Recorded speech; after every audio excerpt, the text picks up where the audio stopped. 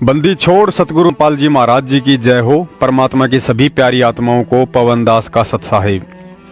पुण्यात्माओं, परमेश्वर कबीर साहिब जी की एक वाणी है कि कबीर का ज्ञान अटपटा झटपट समझ में ना आए, और जिसे झटपट समझ में आ जाए उसकी सब खटपट मिट जाए। दुनिया जान रही है कि वर्तमान में सतगुरु रामपाल जी महाराज जी के रूप में परमेश्वर कबीर साहिब पृथ्वी पर प्रकट हैं, लेकिन दुख इस बात का है कि अभी भी सतगुरु रामपाल जी महाराज जी के परमात्मा होने के विषय को लेकर कुछ एक उन लोगों को शंका है जो खुद अपने आप को संत जी का शिष्य कहते हैं। ये लोग ना घर के हैं और ना ही घाट के, अर्थात अभी तक ना ही तो पूरी तरह से सत्सेवक बने हैं और ना ही सतलोक आश्रम मैनेजमेंट के साथ हैं।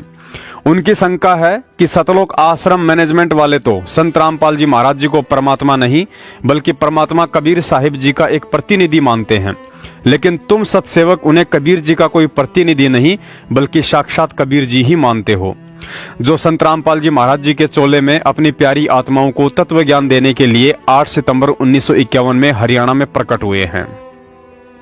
अब हमारी शंका यह है, यदि संत रामपाल जी महाराज जी ही परमात्मा हैं तो फिर उन्होंने लगभग 20-25 वर्षों तक काल उपासना अर्थात बाबा श्याम जी और सालासर वाले हनुमान जी की पूजा क्यों की। और उदाहरण देते हैं कबीर साहिब जी और आदरणीय गरीबदास जी महाराज जी का कि उन्होंने कभी भी काल उपासना नहीं की थी। पुण्यात्माओं, सतगुरु रामपाल जी महाराज जी के जन्म लेकर नहीं बल्कि प्रकट होकर इस पृथ्वी पर आने के विषय में दास पहले काफी वीडियो ट्रू वीडियो चैनल पर डाल चुका है, लेकिन आज इन भक्तों की शंका कुछ अटपटी सी है, क्योंकि इतना तत्व ज्ञान लेने के बाद भी इस तरह की शंका उत्पन्न होना उस आत्मा के लिए अच्छा संकेत नहीं है। क्योंकि कबीर साहिब जी कहते हैं, जब तक आप गुरु को ये समझोगे कि गुरु ही तो है, वो इंसान भगत होकर भी कुत्ते की योनि में जाता है। और परमात्मा के ये शब्द उन भक्तों पर भी लागू होते हैं जो वर्तमान के कबीर सतगुरु रामपाल जी महाराज जी से नाम उपदेश लेकर प्रकट दिवस आज भी 650 साल पहले वाले कबीर की फोटो के आगे ही मनाते हैं। अर्थात आज भी ऐसे लोग परमात्मा तो कबीर जी को ही मानते हैं और सतगुरु रामपाल जी महाराज जी को केवल अपना गुरु ही समझते हैं। वह बोल नहीं सकी, इतना कहकर बहुत बुरी तरह फूट कर रोई। तो सिपाहियों ने बताया कि महाराज वहां ऐसे ऐसे बनी। वीर सिंह भी कान खड़े हो गए को तेरे की, क्यों जब तक वीर सिंह भी ने सोचा था ये साधारण व्यक्ति होगा, गुरु है तो से। अब हम गुरु को जब तक यही समझते हैं कि गुरु है तो से, तो कोई लाभ नहीं है। कहते गुरु मानस कर जानते वह नर कहीं अंध, फिर महादुखी संसार में आ गए यम के फंद। इतना महाराज ने गुरु को महत्व दिया है। अभी आपको चैप्टर प्रकरण सुनाएंगे, इंसान होगा तो उस बात पर परख जाएगा। गरीबदास महाराज भी आए, जब इंसान रूप में थे, रोटी भी खाया करते थे, पानी भी पिया करते, बच्चे भी ब्याहे, काम भी करा, नाम भी दिया करते थे। कोई गलती करता था हंस उसको धमकाया भी करते थे। महाराज कहते हैं, चेतावनी में चूक नहीं भी क्या देऊंगा गाली। इतना बड़ा ग्रंथ लिखकर गरीबदास आखिर में कहते हैं, बंदी छोड़ के चेतावनी में तो कसर ना छोड़ी, गाड़ दूं तेरे को जब तेरे इतनी समझ में नहीं आली। तो इन बातों को सुनकर जो विमुख हो जाते हैं, गुरु की फटकार को सहन सम्मुख सहन करना चाहिए। जैसे हीरा घण पर धर का हीरे की पिछाड़ है कि घण का ऊपर रख कर एरण पर रख कर ऊपर से घण मारा जाता है।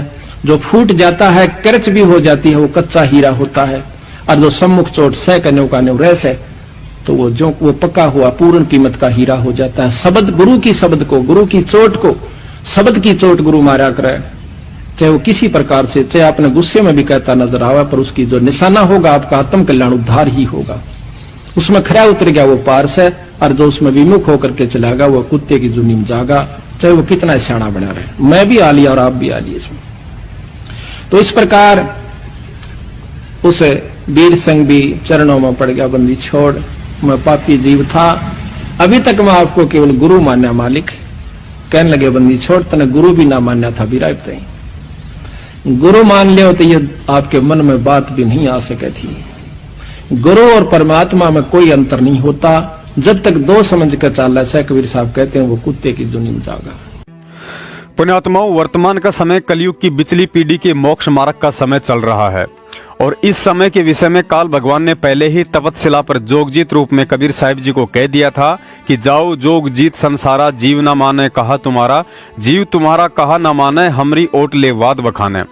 अर्थात कलयुग की पिछली पीढ़ी तक मैं इन जीवों को उल्टी सीधी भक्ति साधना करवाकर इतना भ्रमित कर दूंगा कि उस समय कोई भी जीव आपकी बात सुनने को तैयार ही नहीं होगा।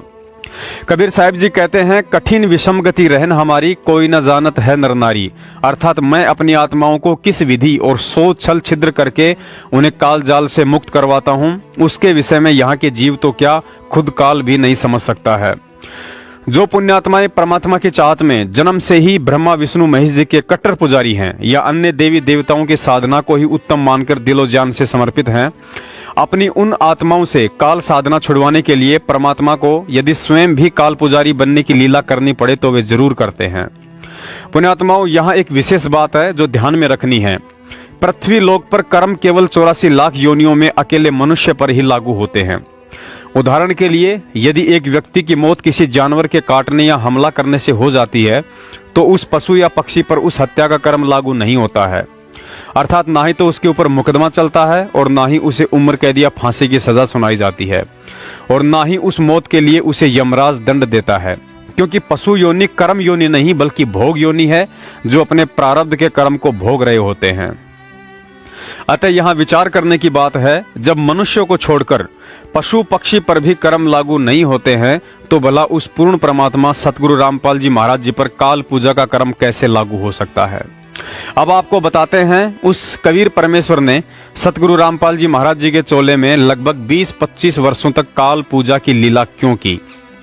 जैसा कि आपको ऊपर बताया गया है कि बहुत सी आत्माएं ऐसी हैं जो कट्टर काल पुजारी होती हैं और जब उन आत्माओं को इस सच्चे मोक्ष मार्ग का पता चलता है तो वे अंदर से टूट जाती हैं और सोचती हैं कि भले ही आज परमात्मा पृथ्वी पर जीवों का उद्धार करने के लिए आए हुए हैं, लेकिन मेरा उद्धार कैसे संभव है, क्योंकि मैंने तो अपने जीवन के 50, 60 या 70 वर्ष काल उपासना और अन्य नकली पंथों में बर्बाद कर दिए हैं। पुण्यात्माओं, अपनी उन्हीं प्यारी आत्माओं को आत्मिक दृढ़ता और काल उपासना से छुटकारा दिलाने के लिए सतगुरु रामपाल जी महाराज जी के चोले में कबीर परमात्मा ने एक लंबे समय तक काल पूजा की लीला की थी। क्योंकि जब उन आत्माओं को सत्संगों के माध्यम से पता चलेगा कि खुद संत रामपाल जी महाराज जी ने भी 25 साल तक हनुमान जी की पूजा की और यदि आज परमात्मा कबीर साहिब जी उन पर भी मेहरबान होकर उन्हें सतगुरु का दर्जा देकर पूरी पृथ्वी के जीवों का मोक्ष करने की पावर दे सकते हैं, तो भला हम तो जीव हैं, यदि आज से ही इन काल पूजाओं को त्याग कर उनकी शरण ग्रहण कर लें तो निश्चय ही हमारे आत्म कल्याण अर्थात मोक्ष में कोई धोखा नहीं होगा। और एक दिन जब उन आत्माओं को पता चलेगा कि ये तो स्वयं ही कबीर परमात्मा है तो उसके बाद उनकी खुशी का कोई ठिकाना ही नहीं रहेगा। पुण्यात्माओं, परमात्मा ने तो मुस्लिम वेशभूषा वाले जिंदा महात्मा का रोल भी किया था, लेकिन ऐसा करने से वे मुसलमान नहीं बन जाते हैं। परमात्मा ने तो आदरणीय नानक जी को अपनी शरण में लेने के लिए जिंदा महात्मा के रूप में उनसे कहा था कि हे ज्ञानी महापुरुष, मुझे भी अपना शिष्य बना लो और ज्ञान प्रदान करो। और इसी लीला के चलते कुछ ही समय में उन्होंने नानक जी को भी अपने लपेटे में ले लिया।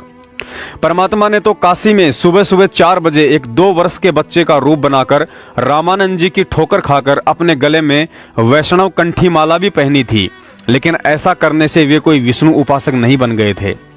परमात्मा कबीर जी ने तो विष्णु उपासक बनकर अर्थात गले में कंठी माला, तिलक और टोपी पहनकर एक शिष्य की भूमिका में आदरणीय रामानंद जी के साथ गोरखनाथ को अपनी शरण में लेने के लिए उनके साथ ज्ञान गोष्ठी भी की थी।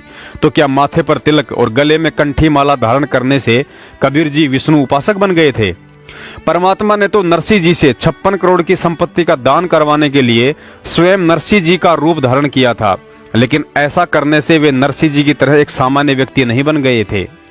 पुण्यात्माओं, परमात्मा तो स्वयं जगत गुरु है, वह तो किसी का भी चेला नहीं बन सकता है, लेकिन 650 साल पहले उन्होंने हम जड़मती जीवों को तत्व ज्ञान देने के लिए काशी में स्वामी रामानंद जी का और आज स्वामी रामदेवानंद जी का चेला बनने की लीला की। कबीर परमेश्वर ने रामानंद जी से कहा कि आप मेरे गुरु बनो, और इस काल ने हमसे एक वचन लिया हुआ है कि कलयुग में तुम कितने ही प्राणी ले जाना।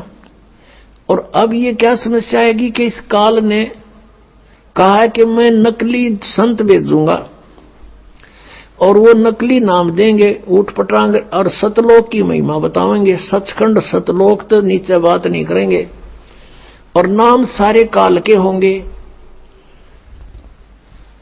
तो फिर वो मेरे अब पे मेरे मुंह में समाओगे, यही रह जाएंगे। तो रामानंद जी से परमात्मा ने खुल के वार्ता की, सारा समझाया कि तू मेरी बात मान जा। रामानंद जी विद्वान ब्राह्मण थे, नेक आत्मा थे। वो समझे थे मुझे पाप लगेगा, भगवान का गुरु कैसे बनूं। आंखों में पानी चल पड़ा, रोने लगे कि भगवान मुझसे ऐसा नहीं होगा, आपकी आज्ञा का उल्लंघन करना भी मुझे पाप लगेगा, और एक भगवान का मैं गुरु बनूं, मैं नरक में जाऊंगा, भगवान मुझे माफ कर दो। तब परमेश्वर ने कहा कबीर देव जी ने कि रामानंद जी, आई एम गॉड, और मैं ही भगवान हूं और मैं ही पाप नाशक हूं, मेरा आदेश पालन करे और देख बात सुन। अब वो तो रोने लग गया बालक, उन्हें सोचा बूढ़ा आदमी, आज मैं ये कर्म करूंगा मेरी तो मृत्यु होने वाली है, बात बिगड़ जा दे। बुरी तरह बैठ गया, लेट गया, बल्कि टेढ़ा हो गया। रामानंद जी की बहुत देर के बाद डाढ़स बंधा, हिम्मत हुई और कहा भगवान मुझे लज्जा बहुत होगी जब मुझे गुरु कहोगे। स्वामी जी आप मेरी तरफ देखो, और ये आपके भाई बहन या काल के जाल में भयंकर रूप से भयंकर कष्ट उठा रहे हैं, और इनकी तरफ देखो, मेरी आज्ञा का पालन करो। तब रामानंद जी ने स्वीकार कर लिया कि जो आज्ञा आपकी होगी वही करूंगा। सतगुरु रामपाल जी महाराज जी ने बताया, यदि आपके पास परमात्मा का यथार्थ ज्ञान और मंत्र हैं, तो फिर भक्ति मार्ग में लाल या गेरुए कपड़ों का कोई रोल नहीं होता है। लेकिन इसके बावजूद भी हमारे दादा गुरुजी स्वामी रामदेवानंद जी महाराज जी ने जानबूझकर भगवा कपड़े पहने और काफी समय तक हरिद्वार में रहे। इसके विषय में सतगुरु रामपाल जी महाराज जी ने बताया कि स्वामी जी को भगवा कपड़े पहनने की कोई आवश्यकता नहीं थी, लेकिन उन्होंने जानबूझकर इसलिए लाल कपड़े पहने ताकि हरिद्वार में गंगा स्नान से पुण्य प्राप्ति की आस में आने वाली आत्माओं का सही मार्गदर्शन कर सकूं। और उस समय वह मार्गदर्शन लाल कपड़े पहने बिना संभव नहीं था, क्योंकि भोली आत्माएं केवल उन्हीं लोगों को ज्ञानी, पंडित और गुरु समझती थी, या तो जिसने लाल कपड़े पहने हो, बड़ी बड़ी जटाएं और दाढ़ी हो, या गले में मोटी मोटी मालाएं लाद रखी हों। अतः अन्य पंडों की भांति लाल कपड़े पहनकर हरिद्वार में बैठने के कारण हमारे दादा गुरुजी कोई पांडे नहीं बन गए थे। ठीक इसी प्रकार सतगुरु रामपाल जी महाराज जी को काल उपासना की भूमिका करनी पड़ी, और ऐसा करने से उन्हें काल उपासक कहने वाला व्यक्ति चाहे भगत हो या जगत, और यदि उसने अपने विचारों में बदलाव नहीं किया तो अंत में कुत्ते की योनि में जाने से नहीं बच सकता है। अतः उम्मीद करता हूं संत रामपाल जी महाराज जी की इस लीला के पीछे का सारा रहस्य आप जी को समझ में आ गया होगा।